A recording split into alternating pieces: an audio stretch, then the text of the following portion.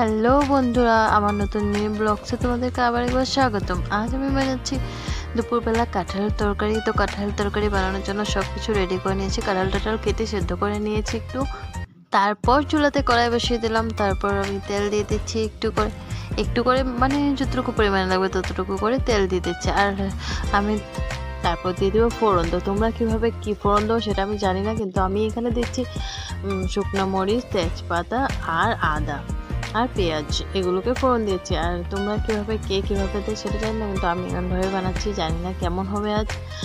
আগেও আমি এক দুবার বানিয়েছিলাম, তখন আমি এমনভাবে বানিয়েছিলাম, তো ভালোই হয়েছিল। কিন্তু আজকে বলতে পারি না, আজকে অনেক তাড়াতাড়ি করে বানাচ্ছি, কারণ ধনুকেও আমাকে খাওয়াতে হবে আর দেরি হয়ে যাচ্ছে, প্রায় 12টা বেজে গেছে। তো তার জন্য আমি তাড়াতাড়ি করেই সকালবেলা রান্নাটা সেরে নিচ্ছি। এদিকে দেখো তেলটা গরম হয়ে গেছে, শুকনো মরিচটা একটু কড়া হওয়ার পরে আমি দিয়ে দিচ্ছি পেঁয়াজটাকে একটু লাল করে ভেজে নেব। তারপরে কাঁঠাল সেদ্ধ করা আছে সেগুলো দিয়ে দেবো।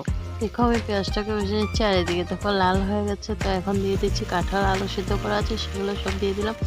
এখন এখানে দিয়ে দেবো নুন দিয়ে দিলাম সামান্য পরিমাণে, যতটুকু লাগে ততটুকু পরিমাণে নুন দিয়ে হলুদ গুঁড়ো দিয়ে দিলাম। হলুদ গুঁড়ো দিয়ে এখন একটু নেড়ে চেড়ে নেবো। তারপর মশলাগুলো বেটে নেবো, মশলা বেটে তারপর মশলাগুলো দিয়ে দেবো। তো একটু লাল হয়ে যাক তারপর।